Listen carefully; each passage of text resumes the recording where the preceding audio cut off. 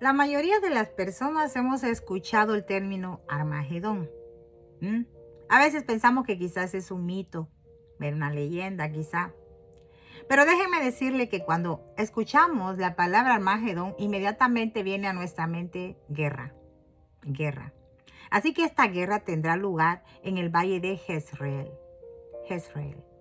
Ahí es donde llevará a cabo esa guerra final el Señor. Amén. Así que esto nos da a nosotros a entender que debemos prepararnos más como iglesia de Cristo, ¿sí? Y poner atención a las profecías. Por tal razón estoy acá, en casa de Dios y puerta del cielo para las naciones. Su hermana Aura, trayéndoles la segunda parte del capítulo 16 de Apocalipsis. ¿Qué les parece? Vamos entonces a entrar de lleno. Con reverencia siempre al Padre, al Hijo y al Espíritu Santo de Dios, nos toca el verso 13. Amén. Y vi salir de la boca del dragón y de la boca de la bestia y de la boca del falso profeta 3 espíritus inmundos a manera de ranas. Amén. Que el Señor nos hable en esta hora. Padre, hazme una mensajera fiel a tu palabra para que traiga alegría y refrigerio a tu corazón. Muchas vidas sean vivificadas y muchas almas sean salvas para la gloria de tu Hijo Jesús. Amén. Bueno, fíjense que las ranas son animales inmundos. Y si son inmundos, lógicamente no se pueden comer. ¡Ay, santo! Tengan cuidado. Bueno, de acuerdo a la tradición judía, fíjense que las ranas tienen una relación con los demonios. ¿Qué les parece esto? Bueno, estas ranas que están mencionando acá, que dice Juan que vio salir de la boca del dragón, de la boca de la bestia y de la boca del falso profeta, son ranas demoníacas. Ranas que traen un espíritu engañador. Sí. Entonces, estas ranas no son como nosotros las podemos ver de una forma normal, ¿verdad? Pero son muy diferentes. Son muy diferentes. Son ranas demoníacas. Verso 14 dice, pues son espíritus de demonios que hacen señales y van a los reyes de la tierra en todo el mundo para reunirlos a la batalla de aquel gran día del Dios Todopoderoso. Y esa batalla es el Armagedón. Por eso iniciamos hablando de esa palabra. Entonces, el propósito de estas ranas, como tienen un espíritu demoníaco, tienen el poder de engañar a estos reyes y los inducen a que vayan a Jerusalén y la tomen y la destruyan y que ellos van a salir victoriosos. Recuérdense que en el verso 12 de este capítulo, que lo dejamos en la primera parte, dijimos que la sexta copa fue derramada en el río Éufrates y este río se secó. ¿Para qué? Para que les permitiera el paso a los reyes del oriente. Y el oriente tiene que ver con juicio. Así que esto sucedió. Y estas ranas engañan a esos reyes de la tierra y les hacen creer a ellos que van a ganar, que van a tener la victoria ante Jerusalén, a destruir el pueblo judío. ¿Por qué? Porque ellos no quieren que el reino de Dios se establezca. Sí, ellos quieren frustrar los propósitos de nuestro Dios. Amén. Bendito sea el Señor. Verso 15 dice, he aquí yo vengo como ladrón. Bienaventurado el que vela y guarda sus ropas para que no ande desnudo y vean su vergüenza. Recordemos que este concepto de venir como ladrón no está indicado para los cristianos. Ese concepto de que viene como ladrón es para los hijos de la oscuridad, para los que no han tenido una experiencia de redención, para los que no tienen un compromiso con Dios. A ellos sí los va a tomar como ladrón en la noche. ¿Qué les parece? Miren, leamos lo que nos dice 1 Tesalonicenses capítulo 5, verso 4. Se los tengo por acá. Dice, mas vosotros, hermanos, no estáis en tinieblas.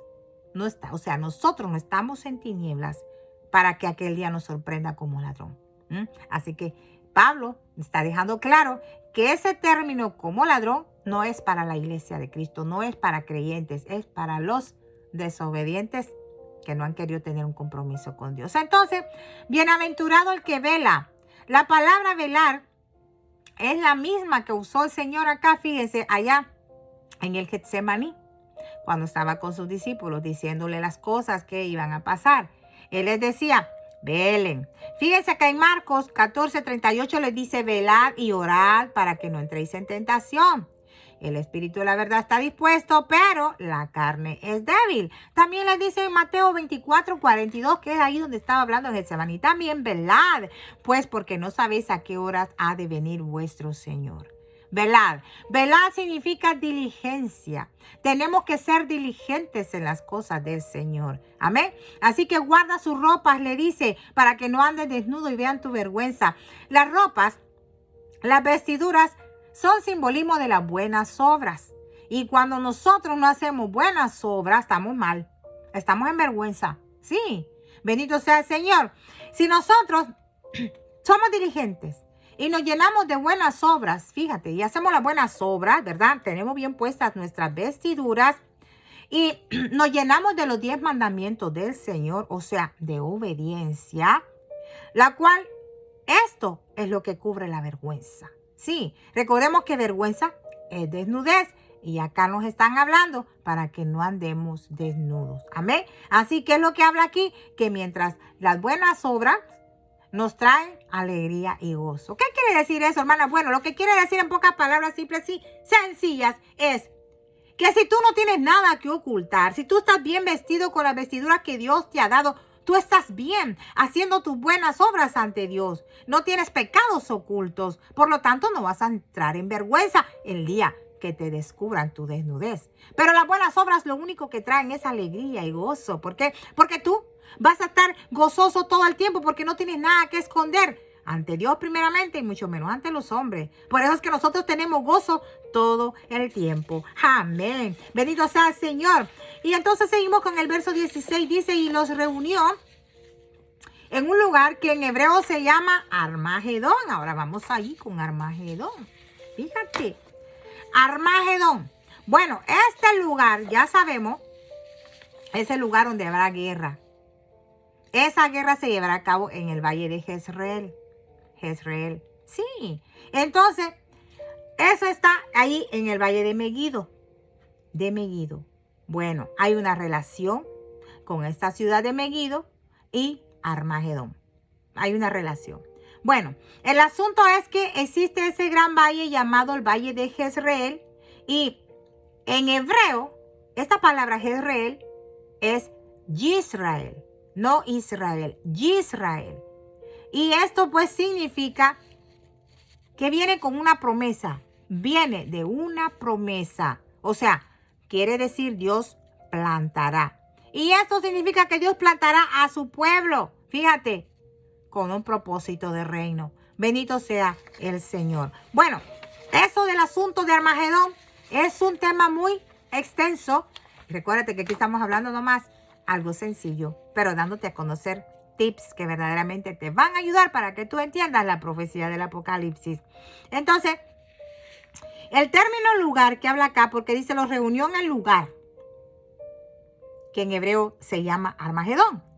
El término lugar mucha gente no sabe, pero en el judaísmo, uno de los nombres de Dios es Hamacón. Hamacón. Esto significa lugar. El lugar. Y acá está hablando de el lugar. Entonces, habla del hecho de que Dios está en todas partes. O sea, el Hamacón está hablando de la omnipresencia de Dios. Sí, qué interesante, ¿no? Quiere decir que el Señor se manifestará en ese lugar de una manera única. ¿Qué te parece? Armagedón, entonces, en hebreo es Harmegidón. Harmegidón. Y este término significa monte de la destrucción o monte de la muerte. Ahí habrá muerte. En ese monte, en esa guerra de Armagedón. Allí Dios hará una declaración fuerte y Él castigará a todos aquellos que busquen frustrar sus propósitos. Por lo tanto, son esos reyes que fueron engañados por las ranas que les incitaron a ir a atacar a Israel y tomar a Jerusalén y destruir a todos los judíos para que el reino de Dios no se establezca, pero Dios los va a destruir. 17, el verso 17, el séptimo ángel, derramó la copa por el aire. Y salió una gran voz del templo del cielo del trono diciendo, hecho está. Recordemos que los ángeles, estos 7 ángeles que tenían las 7 copas de la ira de Dios, estaban en el santuario de Dios. 7 porque simboliza santificación, propósito. Entonces, estos ángeles fueron santificados con el propósito de ser preparados para que cumplan con el derramamiento de las copas de la ira. Es la misión de ellos. Amén. Entonces, recordemos que el libro de Apocalipsis trata y habla del trono de Dios. Del trono de Dios. Y en que cada cosa es que el trono de Dios se está acercando más a la tierra para ser establecido. Amén. Para gobernar allí en Jerusalén. Recuérdese que ahí va a gobernar el Señor Jesucristo por 1000 años. Entonces, cuando habla del trono de Dios, porque dice, el 7º ángel derramó su copa por el aire y salió una gran voz del templo del cielo, del trono de Dios, diciendo, hecho está. ¿Y qué quiere decir hecho está? Bueno, hecho está quiere decir ya todo está hecho. Todo está hecho, ya se acabó todo. O sea, esa es la culminación de la ira de Dios con esta 7ª copa. Pero falta más todavía en esta 7ª copa. Leamos el 18. Dice, entonces hubo relámpagos y voces y truenos y un gran temblor de tierra, un terremoto tan grande, cual no lo hubo jamás desde que los hombres han estado sobre la tierra. Mira qué interesante. Nos vuelven a traer a la memoria el monte Sinaí en el Éxodo 20. ¿Qué te parece? Donde el Señor se acercó, se manifestó a su pueblo con el propósito de estar cerca de ellos, de darles a conocer todo, les dio ordenanzas, los 10 mandamientos. Bueno, el monte Sinaí es visto como un lugar glorioso, pero también como un lugar triste. Glorioso, ¿por qué? Porque el Señor se manifestó a ellos con su gloria. Sí, con todo su amor, porque Él quería usarlos. Triste, ¿por qué? Porque ellos lo rechazaron. Ellos no quisieron nada con Él. Qué triste y lamentable, ¿no? Bueno, entonces, eso es lo que vemos nosotros acá. Y vamos a continuar con el verso 19. Pero déjenme decirle antes que cuando habla de terremoto, sabemos que es que el Señor está avisando algo, nos está advirtiendo algo, pero acá está hablando de un terremoto tan grande, muy grande. Y este terremoto, ¿saben qué es lo que está haciendo? El terremoto muy grande. Está avisando ya la venida del Señor. La venida del Señor. Bueno, santo es el Señor y que nos ayude, porque ya el reino se está acercando cuando suceda eso. 19 dice, y la gran ciudad fue dividida en 3 partes, y las ciudades de las naciones cayeron. Y la gran Babilonia vino en memoria delante de Dios para darle el cáliz del vino del ardor de su ira. Fíjate qué interesante. La gran ciudad, esto es Jerusalén, se dividió en 3 partes. En lo menos nosotros sabemos que Dios quiere revelarnos algo, quiere declararnos algo, quiere decirnos algo. Eso es, por eso Jerusalén se partió en 3 partes a raíz del gran terremoto. Amén. Entonces, todas las ciudades colapsaron con el fin de que recordaran a Babilonia, la grande, delante de Dios. Porque tiene que beber la ira de Dios, no se va a escapar. Dios la va a juzgar. Verso 20, y toda isla huyó y los montes no fueron hallados. Fíjate qué interesante también esto. Esto entra en la 7ª y la última copa de la ira de Dios. Los montes, las montañas y las islas van a desaparecer de la tierra. Esto quiere decir que Dios traerá cambios al mundo. Va a haber un cambio en la creación de Dios. Y cuando nosotros vemos que se habla de un cambio en la creación de Dios, estamos hablando de redención. De redención. Por tal razón, nos dice que todo se está alistando. ¿Para qué? Para el reino. Y tenemos que alistarnos para eso también. Aleluya. El 21 dice, con esto termino, y cayó del cielo sobre los montes un enorme granizo como el peso de un talento. Y los hombres blasfemaron contra Dios por la plaga del granizo, porque su plaga fue sobremanera grande. Bueno, recuérdense que estas 7 plagas nos traen a la memoria las 10 plagas de Egipto. Ya hemos hablado de la oscuridad, ¿verdad? Las tinieblas. Ya hemos hablado del mar, el agua de sangre. ¿Qué más? Ya hemos hablado de las ranas. Y ahora estamos hablando del granizo. Fueron plagas que también sucedieron en Egipto. Pero fíjense que acá este granizo tenía el pesor de un talento. ¿Y ustedes tienen idea de lo que pesa un talento? En libras.